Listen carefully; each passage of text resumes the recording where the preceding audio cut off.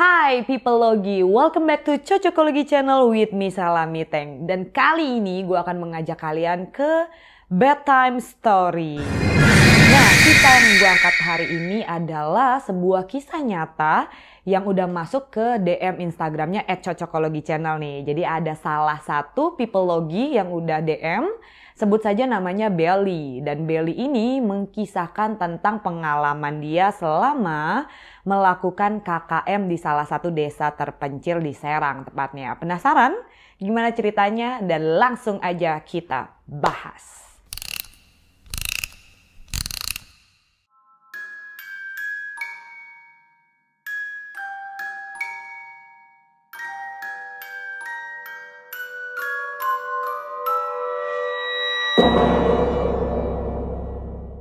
Belly ini dia sudah semester 6 di salah satu universitas negeri ada deh pokoknya ya.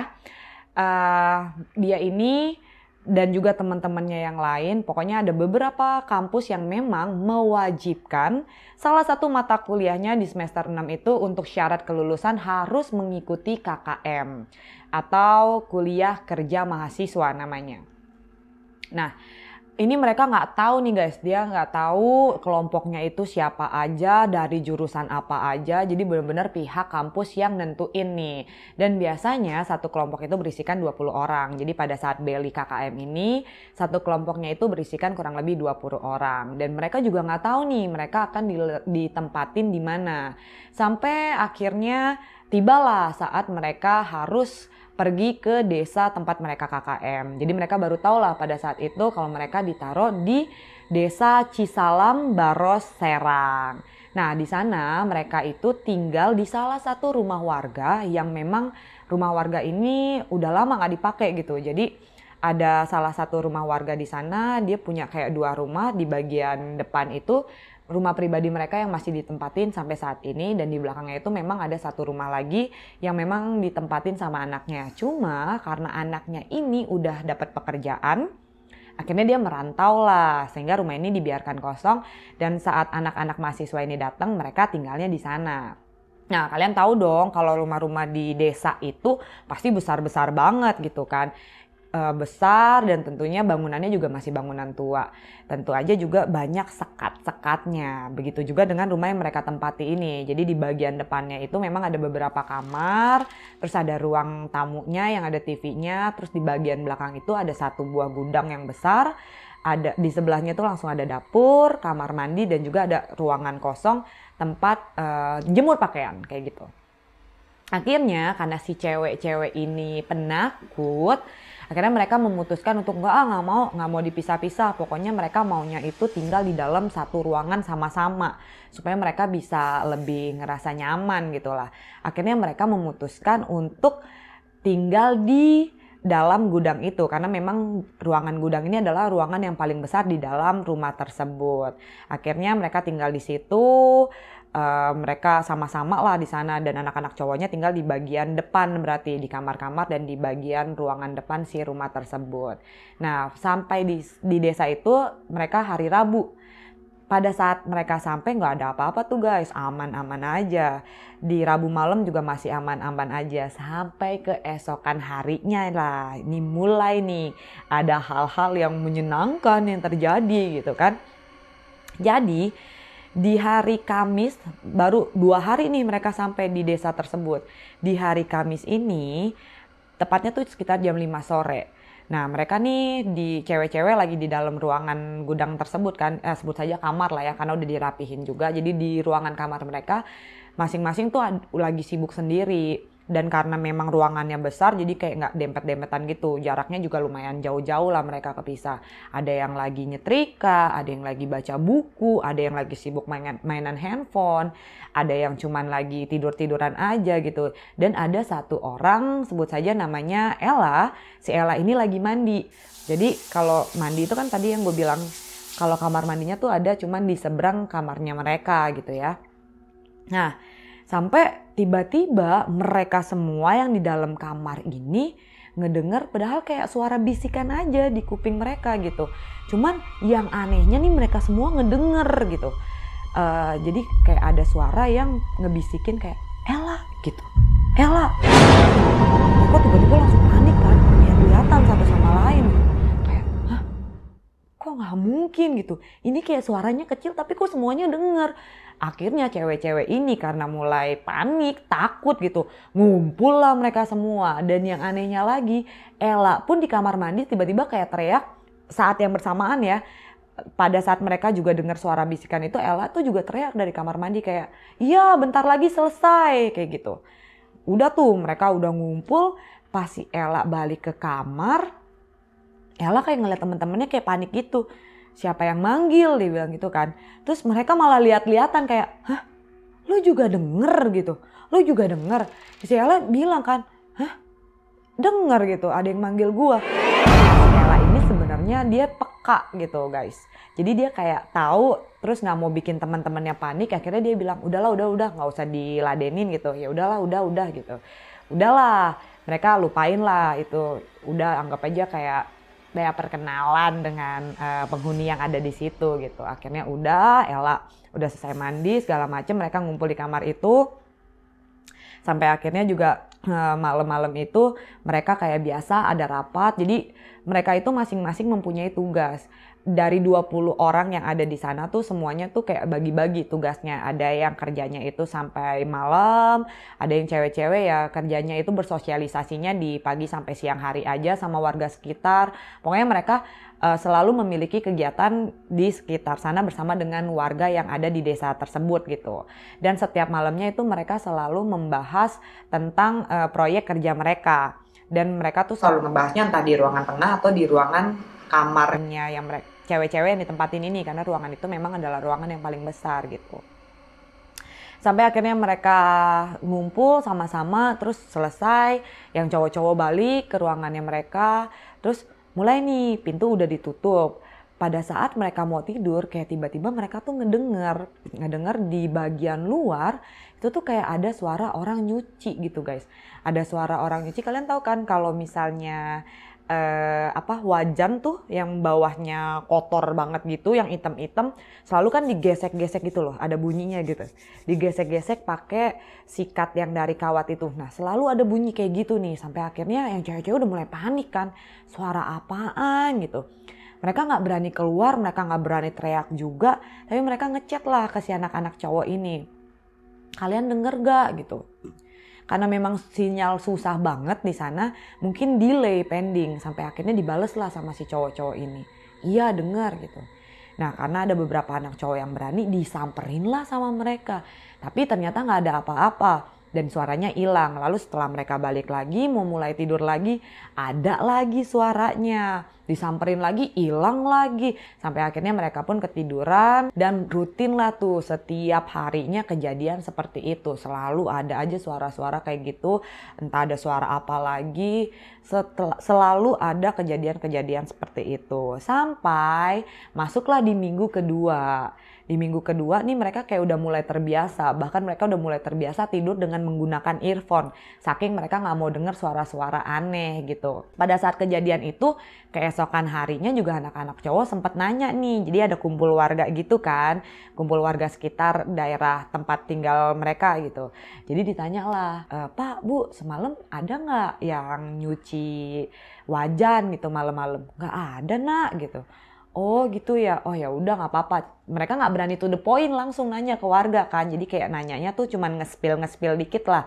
Tapi ternyata nggak ada salah satu warga pun yang mereka tanyain yang bilang kalau dengar suara yang sama atau sedang melakukan cuci piring atau apalah kerjaan-kerjaan lainnya. Jadi bener-bener di warga sekitar tuh kayak ya udah ketika udah lewat dari maghrib ya mereka nggak ngapa-ngapain lagi, ya udah masuk rumah masing-masing aja gitu. Akhirnya ya udah mereka nggak mau ambil pusing sampai akhirnya di minggu kedua nih. Begitu masuk di minggu kedua, ini entah kenapa si Belly ini juga selalu bilang mereka itu selalu diganggu setiap hari Kamis atau setiap malam Jumat. Nah, minggu kedua ini kan mereka udah mulai deket nih sama warga, jadi mereka udah mulai ikut kegiatan-kegiatan warga kan. Nah, jadi ada salah satu anak-anak cowok yang mau sholat berjamaah bareng sama warga setempat. Pada saat dia mau sholat berjamaah, dia mau ngambil wudhu lah nih. Otomatis kalau mau ngambil wudhu karena si toiletnya ini berseberangan dengan kamar anak-anak cewek. Jadi pas anak-anak cewek bisa ngeliat nih, dia mau keluar dari pintu ruang tengah menuju ke belakang gitu ya. Anak-anak cewek memang kebetulan lagi buka pintu kamarnya gitu. Jadi pas dia mau jalan, dia mundur lagi. Dia ngeliat ke arah kamar anak-anak cewek nih. Terus ditanyain kan gitu. Kak, kenapa gitu? Enggak, kata dia, nggak apa-apa gitu. Dia jalan lagi, terus dia mundur lagi. Sampai akhirnya dia mastiin kayak ngecek ke kamar anak-anak cewek, dia ngeliatin gitu satu-satu diliatin sama dia. Oh ya udah gitu. Udah nih, dia ngambil wudhu, dia masuk ke dalam toilet, dia keluar lagi. Nah sebelum dia berangkat, dia sempat masuk dulu nih ke kamar anak-anak cewek. Terus dia bilang, kalian nanti jangan lupa ya sholat maghrib. Kalau bisa juga sholatnya berjamaah ya, kata si Kak Oji ini tuh begitu gitu. Nah lalu kemudian si Kak Oji ini dan juga beberapa anak cowok pergilah sholat berjamaah dengan warga sekitar. Nah anak-anak cewek ini kayak kenapa sih? Tapi ya udahlah, mereka kayak ya udahlah gitu. Yuk, namanya sholat berjamaah juga baik, mungkin cuma diingetin aja. Akhirnya mereka melakukanlah sholat berjamaah. Sampai akhirnya tiba-tiba nih, yang tadi gue bilang nih sempat ada yang mandi kan, si Ella. Si Ella nih pas mau maghrib, dia lari lah dari arah ruang tamu kan. Dia lari dari arah ruang tamu, mukanya panik masuk ke kamar gitu. Yang lain tuh pada nanya, kenapa gitu. Dia mukanya panik gitu, kayak ada sesuatu yang terjadi, tapi dia nggak berani ngomong karena takut bikin teman-temannya tuh makin panik, makin khawatir, malah ntar mikirnya yang aneh-aneh gitu. Akhirnya udah, si Ella cuma bilang, yaudah yuk kita sholat gitu. Akhirnya mereka sholat. Nah di malam hari seperti yang tadi gue bilang, mereka selalu melakukan rapat untuk evaluasi lagi tentang pekerjaan-pekerjaan mereka gitu. Di malam harinya ini barulah si Ella dan juga si Kak Oji tadi cerita. Jadi pada saat Kak Oji itu mau, gue merinding. Pada saat Kak Oji itu mau ke kamar mandi, nah dia tuh ngeliat ada satu sosok wanita yang jongkok di depan kamar mandi. Lalu dia nengok-nengok kan ke arah kamar si anak-anak cewek. Dia nengok, ngeliat lagi ke arah kamar mandi. Dia nengok lagi ke kamar anak cewek, nengok lagi ke arah kamar mandi. Sampai dia kayak ngecek banget gitu masuk ke pintu kamarnya anak-anak cewek ini. Jadi si Kak Oji ini ngeliat kalau yang jongkok itu sosoknya adalah sosok si Belly ini. Padahal pada saat dia ngecek dan dia nanya, si Belly ini lagi ada duduk di dalam kamarnya. Nah itulah sosok yang dia lihat. Kenapa sampai akhirnya dia mastiin dan nyuruh anak-anak cewek ini untuk melakukan sholat berjamaah. Kalau si Ella ini dia bilang kenapa mukanya tadi panik pas masuk ke dalam ruangan kamar itu. Karena pada saat itu dia kan sendirian ya di dalam ruang tamunya. Jadi anak-anak cowok itu udah berangkat, si anak-anak cewek yang lain ada di dalam kamar kan. Nah si Ella ini lagi kayak mainan handphone aja. Posisinya dia duduk, di depannya itu ada TV.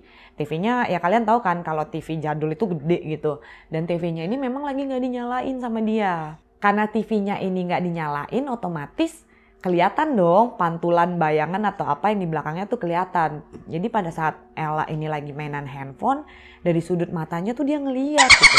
Di TV ini kayak ada orang yang mau masuk pintu. Jadi dia nengok lagi ke arah pintu, kok gak ada orang. Dia ngeliat lagi ke arah layar TV itu. Kagetlah dia, tiba-tiba kayak ada sosok kepala gitu yang nongol di pintu. Dan dia buru-buru langsung lari karena dia nengok lagi ke pintunya nggak ada apa-apa, tapi di pantulan LCD TV-nya tuh kelihatan dengan jelas kalau ada sosok yang ngeliat. Dia akhirnya masuk dan akhirnya malam itu dia ceritain. Udahlah, dari situ mereka panik dan mereka nyuruh anak-anak cowok untuk nggak tidur di dalam kamarnya masing-masing, tapi berkumpul di ruangan TV yang tadi si Ella ngalamin kejadian yang lumayan menyeramkan itu, supaya lebih enak kalau ada apa-apa anak-anak cewek bisa langsung teriak dan anak-anak cowoknya bisa sigap nolongin mereka gitu. Nah, masuklah ke minggu ketiga. Belly ini bilang di minggu ketiga ini bener-bener paling menyeramkan. Jadi pada saat itu dia lupa nih kalau ada 2 orang dari kelompoknya itu yang mendapat jatah untuk pulang ke rumahnya. Nah, tersisa beberapa orang aja kan. Di ruangan tempat mereka tinggal ini ya kira-kira ada beberapa orang aja, karena ada beberapa anak cewek dan cowok juga yang masih belum kelar kerjaannya, masih ngumpul sama warga, masih bersosialisasi lah gitu. Sampai akhirnya maghrib aman-aman aja, tiba-tiba selepas maghrib nih, sekitar jam 8 sampai jam 9 malam mati lampu guys. Udah tempatnya di pelosok, sinyal susah, mati lampu pula. Ngebayang dong gimana perasaan mereka ketar-ketirnya kan.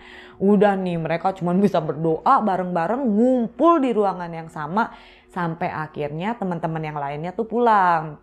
Nah, pada saat mereka pulang, terus mereka tuh bilang, yuk semuanya dikunci-kunciin dulu aja nih, pintu depan, semuanya lah, jendela-jendela tuh semua dikunciin.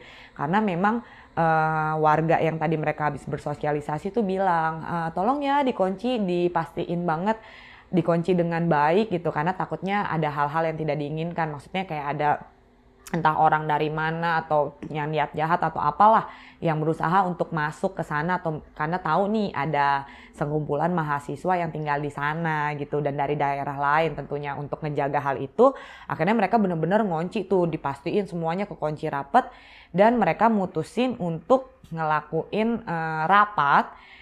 Karena laporan, surat-suratnya, kertas-kertasnya, segala macem tuh yang mereka butuhin ada di ruangan tempat si anak-anak cewek ini tidur. Jadi mereka mutusin buat rapat di sana. Pada saat rapat di sana tuh mereka juga nutup pintunya tuh ditutup dari dalam. Dengan baterai laptop, baterai handphone yang tersisa, akhirnya selesai rapat tuh mereka mutusin buat nonton. Ini nontonnya juga bukan yang serem-serem gimana guys, karena mereka tahu kan itu tempat emang gitu kan, menyeramkan sekali.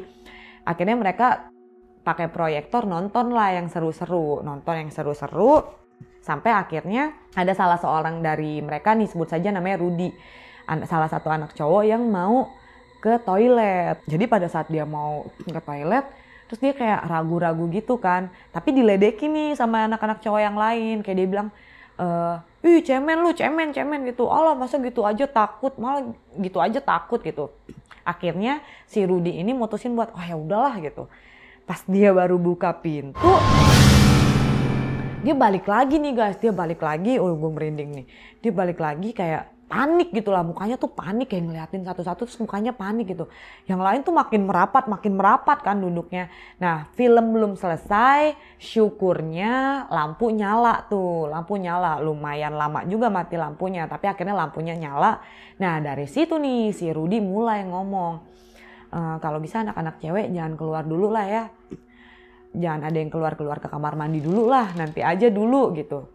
Mulai panik kan, nanya ada apa gitu. Enggak, kalian cek deh. Bener nggak itu yang duduk tuh temen kalian yang tadi emang duduk di samping kalian gitu. Jadi masing-masing tuh mereka ngecek, bener. Karena si Rudy ini tuh kayak ngerasa ini jangan-jangan anak-anak cowok yang lain nih ada yang jahil gitu. Tapi mereka semua tuh emang bener ngerasa cuman si Rudy ini doang yang bangun berdiri gitu. Salah satu dari mereka tuh nggak ada lagi selain Rudy doang. Sampai akhirnya si Rudy dan beberapa anak cowok yang lain tuh pelan-pelan buka pintu nih guys. Kalian tahu ketika pintunya dibuka pelan-pelan, itu kan langsung pas buka pintu kayak yang tadi gue bilang di awal ya. Di bagian depannya tuh bener-bener kayak tanah lapang gitu, tempat mereka ngejemur dan baru ada toilet kan. Nah, ketika mereka buka pintu, ghost bump. Itu ada banyak lilin-lilin yang nyala. Ada lilin-lilin yang nyala dan ada banyak pakaian-pakaian, kain-kain yang berserakan di situ. Padahal sebelumnya dan pada saat mati lampu, mereka make sure, mereka yakin banget kalau semuanya tuh ruangan udah dikunci dengan rapat, dengan rapi gitu. Dan mereka juga tahu banget kalau mereka tuh nggak ada yang punya lilin dan nggak ada yang keluar selain si Rudy ini gitu. Dan Rudy juga keluarnya kayak cuman sebentar langsung masuk lagi gitu. Panik lah mereka di situ, kayak lihat-lihatan udah panik, yang cewek-cewek udah ketakutan banget gitu. Kok bisa ada lilin gitu. Sampai akhirnya nih mereka rame-rame ngecek lah satu-satu ruangan gitu. Ngecek satu-satu ruangan, ngecek kunci pintu, ngecek jendela-jendela. Tapi bener-bener satu pun gak ada yang terbuka. Bener-bener satu pun gak ada yang rusak atau gak ada yang kuncinya tuh nggak tertutup dengan rapat gitu. Semuanya masih aman, masih rapat, kekunci, dan nggak ada siapapun di ruangan itu selain mereka semua yang ada di dalam kamarnya si anak-anak cewek ini. Sampai akhirnya anak-anak cewek ini bilang, udah kita nggak mau tahu, kalian yang cowok-cowok tidur di depan pintu kamar kita, bodoh amat tidur di situ. Sampai akhirnya si anak-anak cowok juga ya udahlah gitu, karena kasihan mereka tidurlah di depan pintu kamar anak cewek ini, tempat yang tadi banyak lilin-lilinnya tuh. Jadi lilin-lilinnya udah diberesin lah sama mereka. Akhirnya mereka tidur. Keesokan harinya si anak pemilik rumah ini datang. Anak pemilik rumah ini dipanggil AA lah sama mereka. Jadi si AA ini tuh kayak cerita-cerita gitu. Wih, kalian hebat ya gitu. AA nih ya Neng gitu. Kalau misalnya sendirian nih di sini, kalau lagi pulang, AA nggak bakalan mau tidur di sini Neng gitu. Kenapa A? Nggak apa-apa gitu. Pokoknya kalian hebat lah gitu, kata si AA nih, anak pemilik rumah. Sampai akhirnya seminggu lagi berlalu nih. Di akhir-akhir menuju KKM mereka selesai, ini masih hari Rabu lah kalau nggak salah. Sekitar hari Rabu atau hari Selasa gitu. Jadi ada salah satu cowok, ini dia kebetulan adalah ketua kelompoknya, ketua kelompok KKM tersebut. Nah si cowok ini tiba-tiba selepas sholat maghrib, dia kayak kerasukan gitu, dia kayak kemasukan gitu. Wow, udah heboh segala macam, sampai akhirnya anak-anak ini dan si anak pemilik rumah itu manggil lah warga sekitar. Akhirnya ditolong lah sama warga sekitar dan ya udah keluar tuh, nggak ada apa-apa. Maksudnya ya udahlah, bisa sadar nih si ketua kelompok itu. Akhirnya mereka melewati malam itu dengan biasa aja, sampai akhirnya keesokan harinya si anak pemilik rumah dan warga sekitar tuh bilang, ini pas di hari Kamis, di hari Kamis siang gitu ya. Mereka bilang kalau ya udah kalian semua ziarah aja deh. Jadi mereka menyarankan untuk anak-anak ini ziarah ke makam leluhur. Jadi setelah itu mereka benar-benar sama-sama didampingi sama si anak pemilik rumah dan juga warga sekitar melakukan ziarah lah. Setelah mereka ziarah itu gangguannya tuh nggak separah yang sebelum-sebelumnya. Finally mereka selesailah tugasnya di sana. Mereka bisa ngumpul. Akhirnya mereka pamitan dari sana. Mereka balik dan mereka bersyukur kalau ya udah nggak ada seorang pun yang sakit, nggak ada yang diganggu juga. Mereka bisa menyelesaikan tugas dengan baik dan bisa menjaga hubungan dengan baik dengan warga di sekitar sana. Bahkan warga sekitar sana juga berterima kasih dengan mereka. Nah, ada plot twistnya nih guys. Kalau tadi gue cerita sempet ada beberapa teman kelompoknya mereka yang datang ke rumah tersebut. Jadi pastinya nih kalau di kelompok-kelompok tuh pasti ada aja deh yang peka. Dan pasti di setiap kelompok itu di tempat tinggalnya mereka selalu ada kejadian. Tapi emang yang paling heboh di desa Cisalam ini. Jadi ada yang bilang nih, pada saat mereka pulang diikutin sama Pocica guys, diikutin sama Pocica. Terus ada juga kelompok yang lain yang bilang kalau sepanjang mereka jalan, aduh merindingnya parah. Itu tuh kayak rame banget, mereka diikutin sama orang, rame banget gitu. Sampai ada juga satu kelompok lain ketika mereka melakukan foto bersama, ada yang ngikut guys. Jadi bener-bener tempat mereka tinggal tuh luar biasa kerennya alias menyeramkannya. Oke, kisah kita sampai di sini. Thank you so much for watching. Yang gue bisa kasih ke kalian hari ini cukup sampai di sini. Anyway, dimanapun kita berada, sekali lagi ya tetap harus ngejaga diri, tetap harus waspada, tetap harus berdoa juga pastinya. Dan Teman-teman, sekali lagi jangan lupa untuk subscribe Cocokologi Channel, nyalakan tombol notifikasinya supaya kalian jadi yang pertama tahu ketika gue upload video terbaru. Kalau kalian punya cerita-cerita seru juga boleh banget langsung tulis di kolom komentar atau langsung DM ke @cocokologi channel. Kalau gitu gue Selami Tank undur diri, Yudada, bye-bye!